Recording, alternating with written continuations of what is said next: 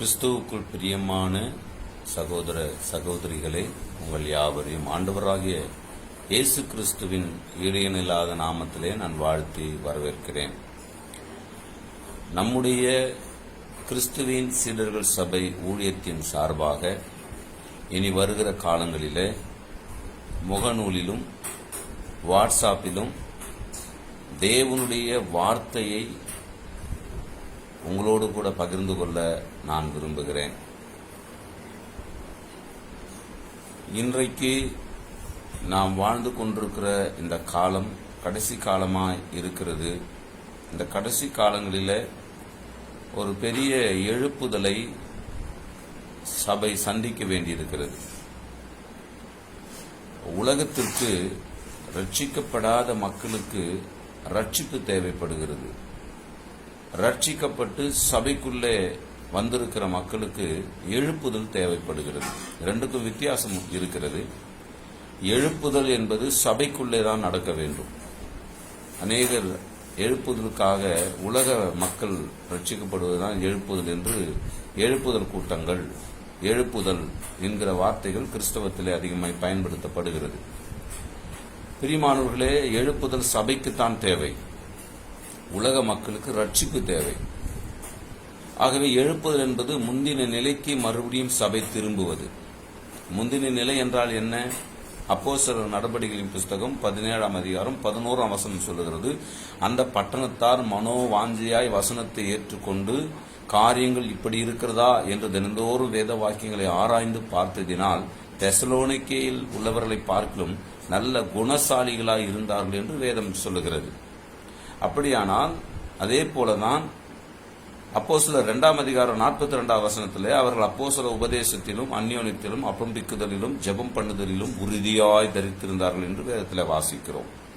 ஆகவே அப்போஸ்தலர்களுடைய உபதேசம் என்பது தேவனுடைய வார்த்தை, தேவனுடைய வார்த்தையில் இருக்கக்கூடியதைத்தான் அவர்கள் உபதேசங்களாக போதித்தார்கள். ஆண்டவராகிய இயேசு கிறிஸ்து மத்தேயு 28ஆம் அதிகாரம் 20ஆம் வசனத்தில் நான் உங்களுக்கு கட்டளையிட்ட யாவையும் அவர்கள் கை கொள்ளும்படிக்கு அவர்களுக்கு உபதேசம் பண்ணுங்கள் என்று சொல்லி போயிருக்கிறார்.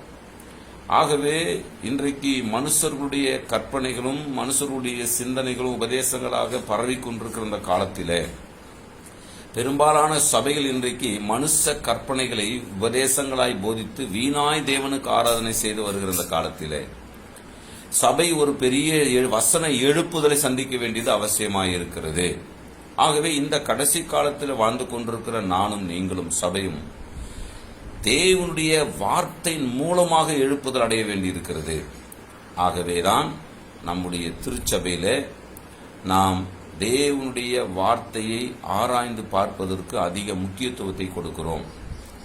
ஆகவே எனக்கு அன்பான சகோதர சகோதரிகளே, நம்முடைய திருச்சபையின் சார்பாக இனி வருகிற காலங்களிலே நாம் சின்ன சின்ன தேவனுடைய செய்திகளை, வார்த்தைகளை நாம் பகிர்ந்து கொள்வோம்.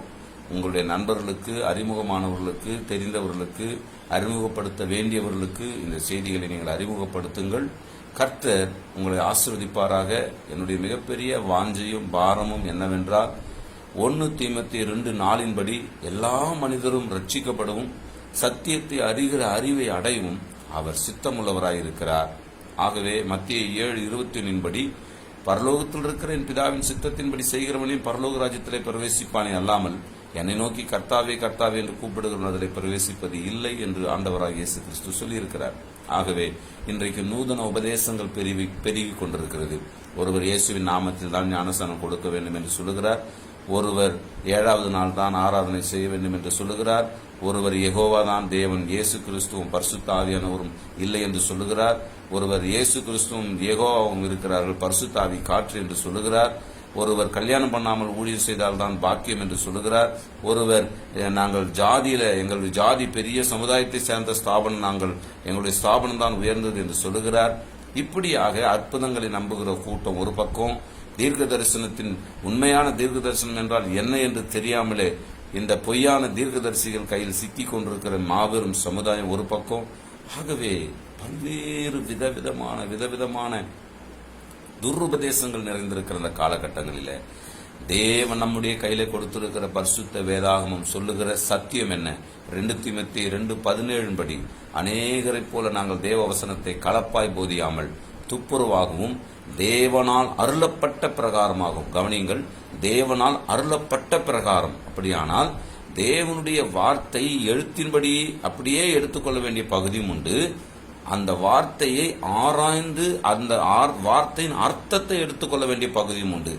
ஆகவே வார்த்தை என்ன காரணத்துக்காக கொடுக்கப்பட்டது என்பதை அறிந்து பவுல் அப்போஸ்தலன் நாங்கள் சபையில தேவ சந்நிதியில கிறிஸ்துவுக்கு முன்பாக நாங்கள் பேசுகிறோம் என்று சொல்லுகிறார். ஆகவே அன்புக்குரிய சகோதர சகோதரிகளே, தேவ ஜனங்களே, வருகையை எதிர்நோக்கி காத்து கொண்டிருக்கிற தேவனுடைய பிள்ளைகளே, இந்த காலகட்டங்களிலே தேவனுடைய வார்த்தையை ஆராய்ந்து யோவான் 5:39 சொல்லுகிறது, தேவ வார்த்தை, தேவ வாக்கியங்களை, வேத வாக்கியங்களை ஆராய்ந்து பாருங்கள், அவைகளால் உங்களுக்கு நித்திய ஜீவன் உண்டு என்று எண்ணுகிறீர்களே, என்னை குறித்து சாட்சியிடுகிறவர்களும் அவைகளே. ஆகவே நீங்கள் கர்த்தருடைய வருகைக்கு நீங்கள் ஆயத்தப்பட வேண்டுமானால், கர்த்தருடைய வருகையில் நீங்கள் பங்கடைய வேண்டுமானால், தேவனுடைய வார்த்தை தான் நம்மை ஆயத்தப்படுத்துகிறது என்பதை மறந்துவிடக்கூடாது.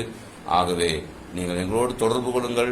நாங்கள் உங்களுக்காக ஜெபிக்கிறோம் என்றால் மற்றவர்கள் சொல்லுகிறதை போல ஆசீர்வாதத்துக்காக, மற்ற காரியங்களுக்காக அல்ல. அது தேவன் உங்களுக்கு உங்கள் விசுவாசத்தின்படி தருவது. நாங்கள் தேவனுடைய வார்த்தையை நீங்கள் விளங்கிக் கொள்ளுவதற்காக. நெகேமியா 8:8 அவர்கள் தேவனுடைய நியாயப்பிரமாண புஸ்தகத்தை தீர்க்கமாய் வாசித்து அர்த்தம் சொல்லி அதை விளங்க பண்ணினார்கள் என்று சொல்லப்பட்டிருக்கிறபடி உங்களுக்கு சத்தியத்தை நாங்கள் உங்களோடு கூட நாங்கள் பகிர்ந்து கொள்ள ஆசையா இருக்கிறோம். எந்த திருச்சபையாரா இருந்தாலும் நீங்கள் சொல்லுகிற சத்தியம் தான் சரி என்று சொன்னால் நாங்கள் உங்களோடு கூட விவாதம் பண்ண, வாக்குவாதம் பண்ண விவாதம் பண்ண நாங்கள் தயாரா இருக்கிறோம். நேரத்தையும் காலத்தையும் குறித்து விட்டு நீங்கள் எங்களை அழையுங்கள், அல்லது நாங்கள் சொல்லுகிற நேர காலம் இடங்களுக்கு நீங்கள் வர தயாராக இருந்தால் எங்களோடு தொடர்பு கொள்ளுங்கள். எங்களுடைய முகவரி கிறிஸ்துவின் சீடர்கள் சபை, எண் 529, Arani main road, Devikapuram post, Chetpet taluka, Tiruvannamalai மாவட்டம், தமிழ்நாடு. Phone number 9894884237. நீங்கள் தொடர்பு கொள்ளுங்கள்.